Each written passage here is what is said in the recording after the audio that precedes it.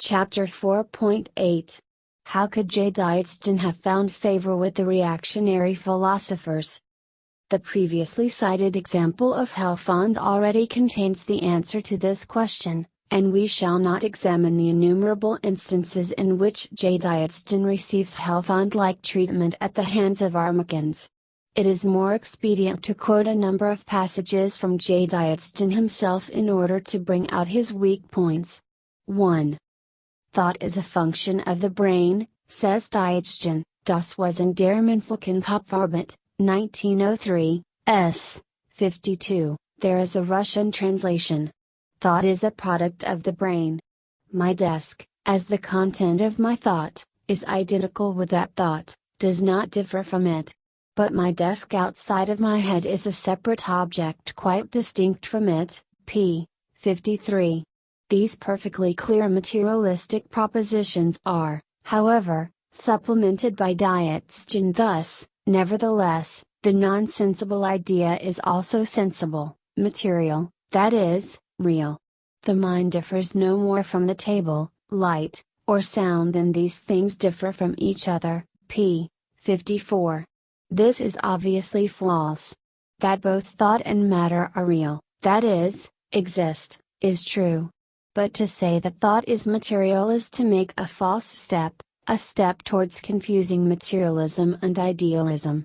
As a matter of fact, this is only an inexact expression of Dietzgen's, who elsewhere correctly says, mind and matter at least have this in common, that they exist, p. 80. Thinking, says Dietzgen, is a work of the body. In order to think, I require a substance that can be thought of. This substance is provided in the phenomena of nature and life. Matter is the boundary of the mind, beyond which the latter cannot pass. Mind is a product of matter, but matter is more than a product of mind. p. 64. The Macans refrained from analyzing materialist arguments of the materialist Dietzgen such as these. They prefer to fasten on passages where he is inexact and muddled. For example, he says that scientists can be idealists only outside their field, p. 108.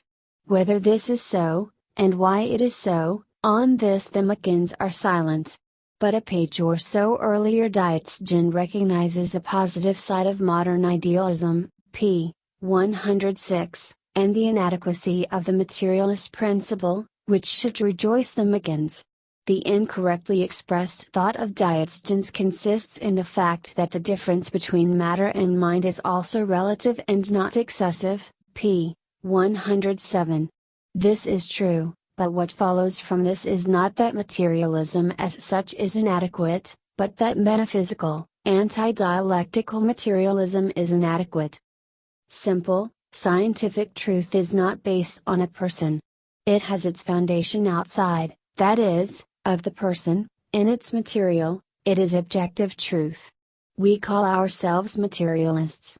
Philosophical materialists are distinguished by the fact that they put the corporeal world at the beginning, at the head, and put the idea, or spirit, as the sequel, whereas their opponents, after the manner of religion, derive things from the word. The material world from the idea, Kulnir Philosophes Schriffen, 1903, s. 59, 62. The Macans avoid this recognition of objective truth and repetition of Engels' definition of materialism. But Dietzgen goes on to say, we would be equally right in calling ourselves idealists, for our system is based on the total result of philosophy, on the scientific investigation of the idea, on a clear insight into the nature of mind, p. 63. It is not difficult to seize upon this obviously incorrect phrase in order to deny materialism. Actually, Dietzgen's formulation is more inexact than his basic thought, which amounts to this, that the old materialism was unable to investigate ideas scientifically, with the aid of historical materialism. Here are Dietzgen's ideas on the old materialism. Like our understanding of political economy, our materialism is a scientific, historical conquest. Just as definitely as we distinguish ourselves from the socialists of the past, so we distinguish ourselves from the old materialists. With the latter we have only this in common, that we acknowledge matter to be the premise, or prime base of the idea, p. 140. This word only is significant. It contains the whole epistemological foundation of materialism, as distinguished from agnosticism, machism, idealism. But Dietzgen's attention is here concentrated on dissociating himself from vulgar materialism. But then follows a little further on a passage that is quite incorrect: the concept matter must be broadened. It embraces all the phenomena of reality, as well as our faculty of knowing or explaining, p. 141. This is a muddle which can only lead to confusing materialism and idealism under the guise of broadening the former. To seize upon this broadening would be to forget the basis of Dietzgen's philosophy, the recognition of matter as the primary, the boundary of the mind. But, as a matter of fact, a few lines further down Dietzgen corrects himself: the whole governs the part, matter the mind. In this sense we may love and honor the material world as the first cause, as the creator of heaven and earth, p. 142. That the conception of matter must also include thoughts, as Dietzgen repeats in the Excursions, up. Sit, p. 214, is a muddle, for if such an inclusion is made, the epistemological contrast between mind and matter, idealism and materialism, a contrast upon which Dietzgen himself insists, loses all meaning. That this contrast must not be made excessive, exaggerated, metaphysical, is beyond dispute, and it is to the great credit of the dialectical materialist Dietzgen that he emphasized this. The limits of the absolute necessity and absolute truth of this relative contrast are precisely those limits which define the trend of epistemological investigations. To operate beyond these limits with the distinction between matter and mind, physical and mental, as though they were absolute opposites, would be a great mistake. Dietzgen, unlike Engels, expresses his thoughts in a vague, unclear, mushy way. But apart from his defects of exposition and his individual mistakes, he not unsuccessfully champions the materialist theory of knowledge, pages 222 and 271, Dialectical Materialism, p. 224. The materialist theory of knowledge then, says Dietzgen, amounts to the recognition that the human organ of perception radiates no metaphysical light, but is a piece of nature which reflects other pieces of nature, pages 222 to 23. Our perceptive faculty is not a supranational source of truth, but a mirror-like instrument, which reflects the things of the world, or nature, p. 243. Our profound mechanisms avoid an analysis of each individual proposition of Dietzgen's materialist theory of knowledge, but seize upon his deviations from that theory, upon his vagueness and confusion. J. Dietzgen could find favor with the reactionary philosophers only because he occasionally gets muddled. And, it goes without saying, where there is a muddle there you will find mechanisms.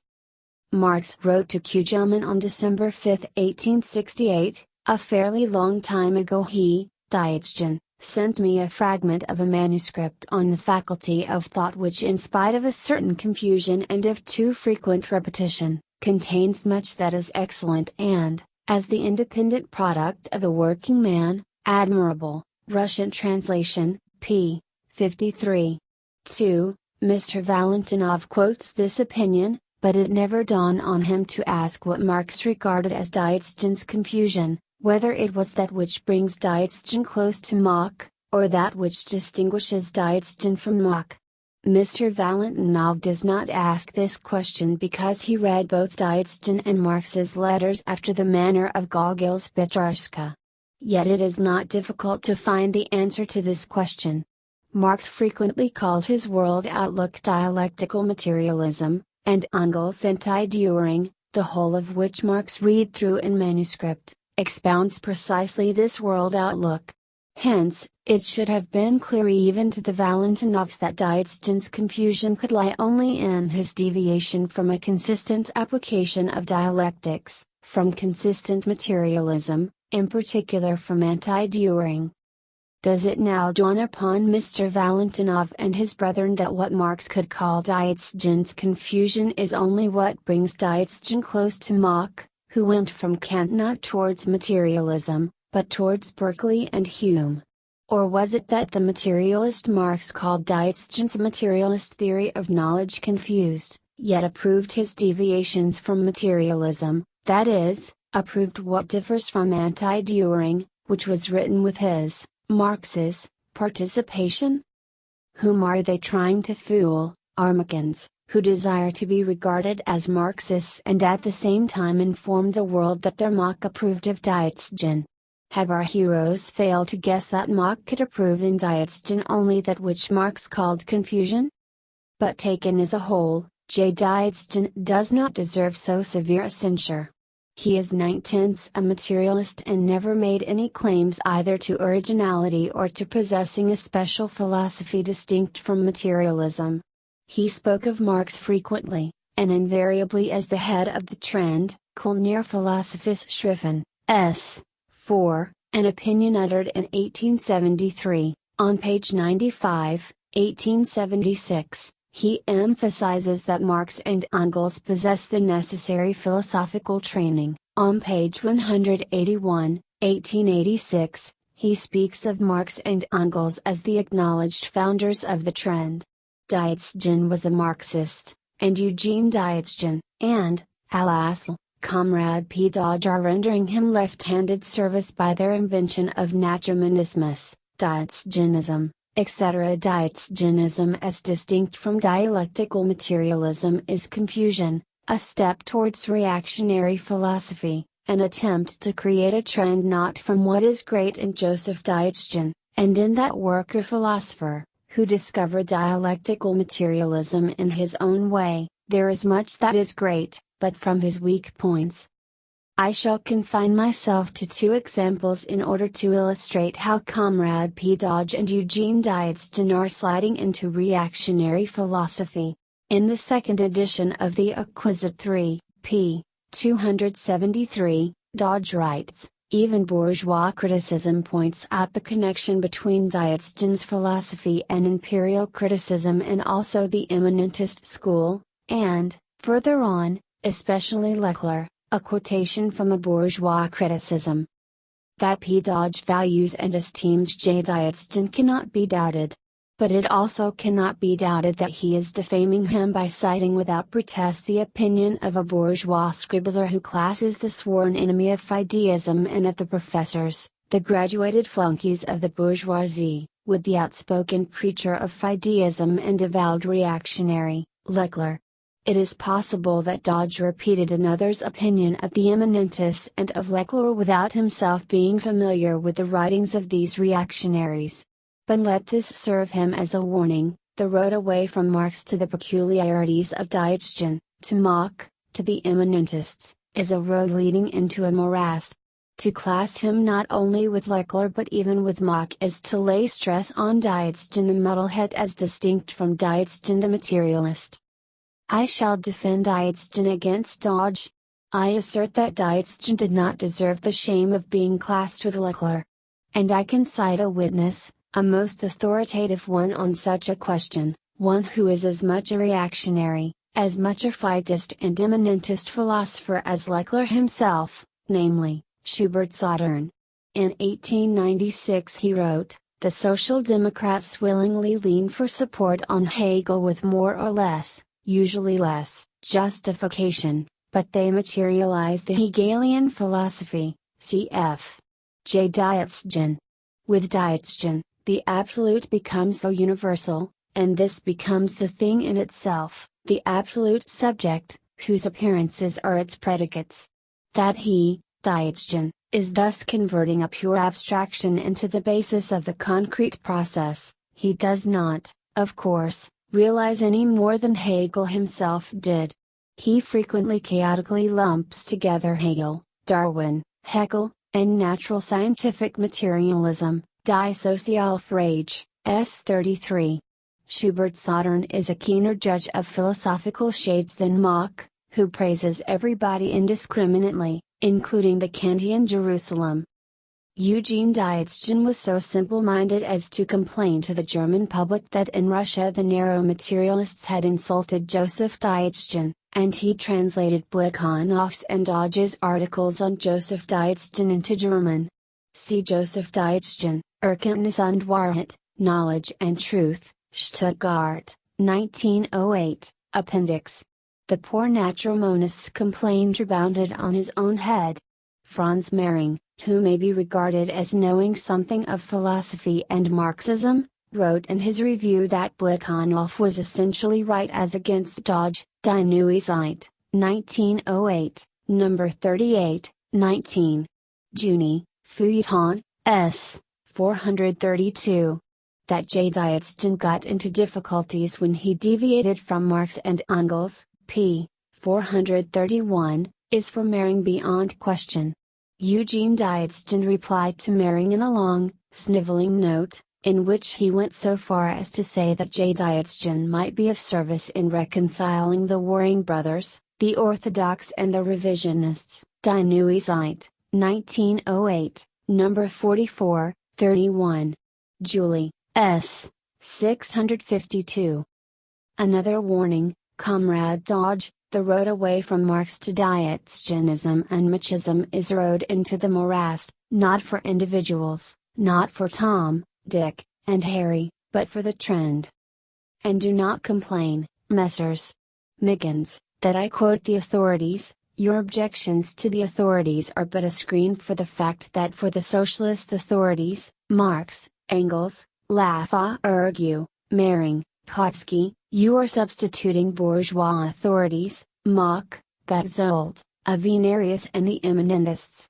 You would do better not to raise the question of authorities and authoritarianism. Notes.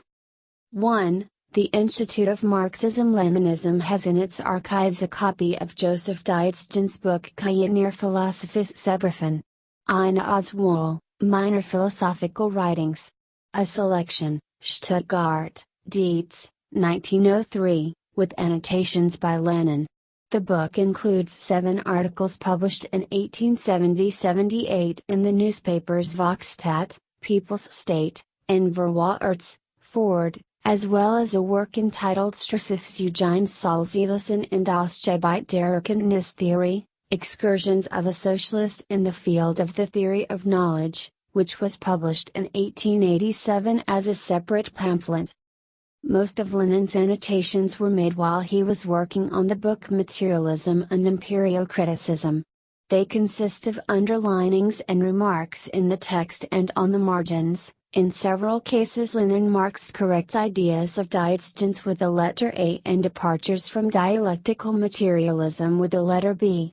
Lenin's annotations bring into prominence Dietzgen's description of the partisan character of philosophy, the relations between philosophy and natural science, the subject matter of philosophy, the fundamental philosophical categories, the problem of the cognizability of the world, the appraisal of Kant, Hegel, and Feuerbach, the attitude to Marx and Engels, and Dietzgen's militant atheism.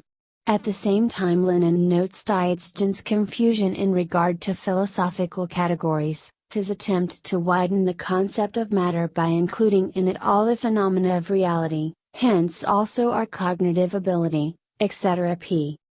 2. Lenin is referring to letters of Karl Marx to Kugelmann, member of the International, St. Petersburg, 1907, C.K. Marx, Brief an Kugelmann, Innoidet, 1940.